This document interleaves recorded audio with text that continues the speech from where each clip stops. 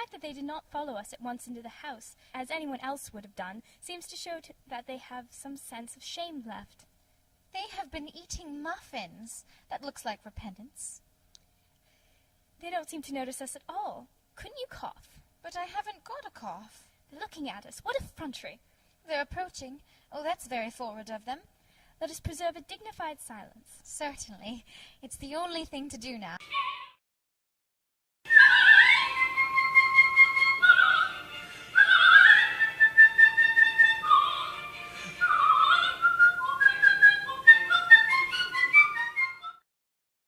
Mr. Worthing, I have something very particular to ask you.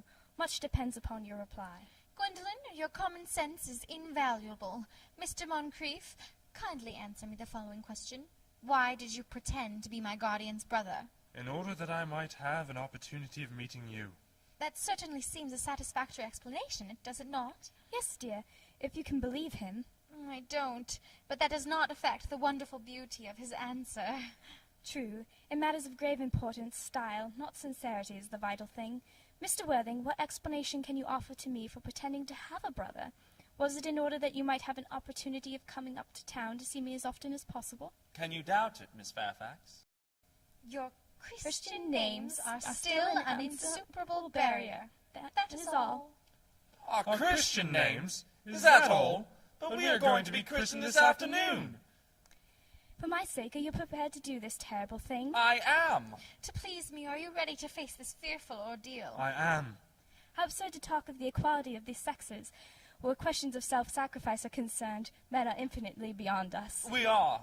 They have moments of physical courage of which we women know absolutely nothing. Darling! Darling. Ahem, ahem. Lady Bracknell. Good heavens! Gwendolen, what does this mean? Merely that I am engaged to be married to Mr. Worthing, Mamma. Hesitation of any kind is a sign of mental decay in the young, of physical weakness in the old. But of course you will clearly understand that all communication between yourself and my daughter must cease immediately from this moment. I am engaged to be married to Gwendolen Lady Bracknell. You are nothing of the kind, sir. And now, as regards Algernon. Algernon! Yes, Aunt Augusta. May I ask if it is in this house that your invalid friend Mr. Bunbury resides? Oh, no. Bunbury doesn't live here. Bunbury is somewhere else at present. In fact, Bunbury is dead. Dead? When did Mr. Bunbury die? His death must have been extremely sudden. Oh, I killed Bunbury this afternoon. I mean, poor Bunbury died this afternoon. May I ask, Mr. Worthing, who is that young person whose hand my nephew Algernon is now holding in what seems to me a peculiarly unnecessary manner? That lady is Miss Cecily Cardew, my ward. I am engaged to be married to Cecily, Aunt Augusta. I beg your pardon. Mr. Moncrief and I are engaged to be married, Lady Bracknell. I do not know whether there is anything peculiarly exciting in the air of this particular part of Hertfordshire, but the number of engagements that go on seems to me considerably above the proper average that statistics have laid down for our guidance. Miss Cardew is the granddaughter of the late Mr. Thomas Cardew of 149 Belgrave Square, S.W., Gervais Park, Dorking, Surrey, in the Sporham, Fifeshire, N.B. That sounds not unsatisfactory. Miss Cardew's family solicitors are Messrs. Markby, Markby, and Markby. Markby, and Markby, a firm of the very highest position in their profession. Indeed, I am told that one of the Mr. Markbys is occasionally to be seen at dinner parties. So far, I'm satisfied.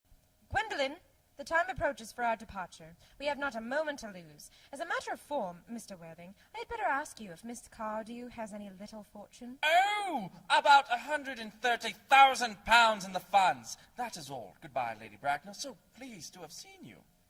A moment, Mr. Worthing.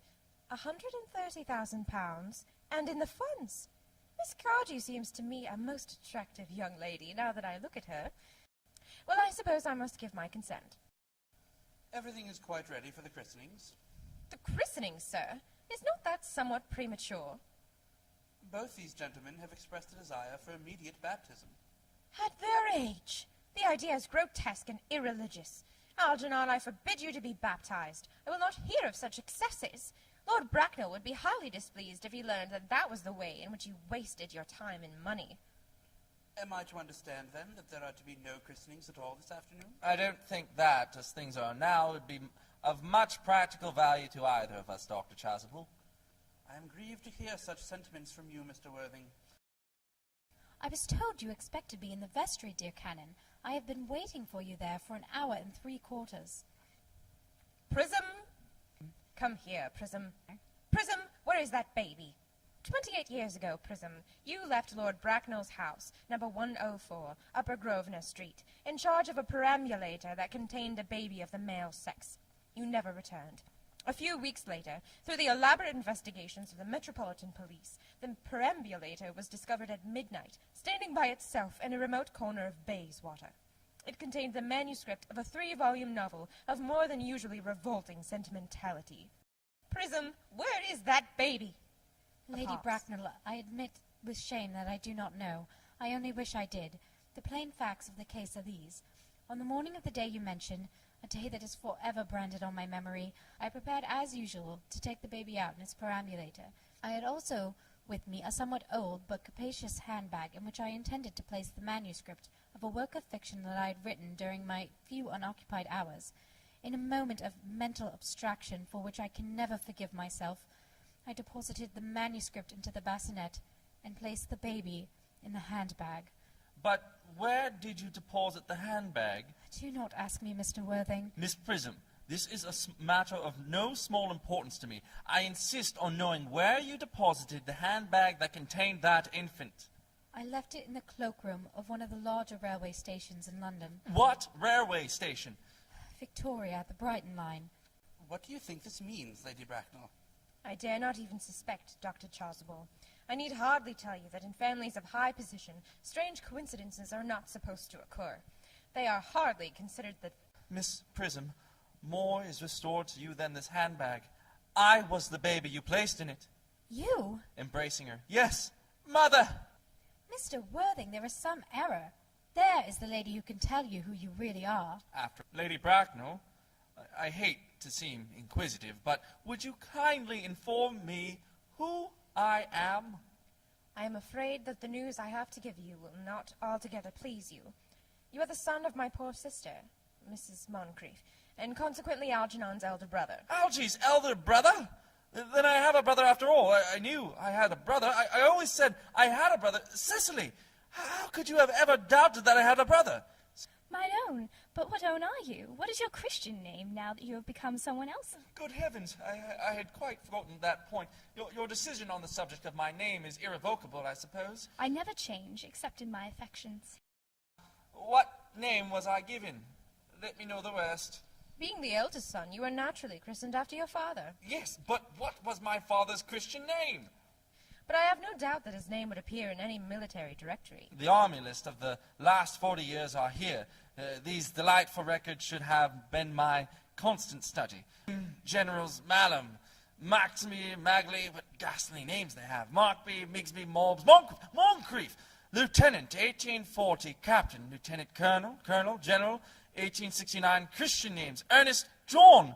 Ernest, my own Ernest. I felt from the first that you could have no other name. Gwendolen, it is a terrible thing for a man to find out suddenly that all his life he has been speaking nothing but the truth. Laetitia. Frederick, at last. Cecily, at last. Gwendolen, at last. My nephew, you seem to be displaying signs of triviality. On the contrary, Aunt Augusta, I have now realized for the first time in my life the vital importance of being earnest.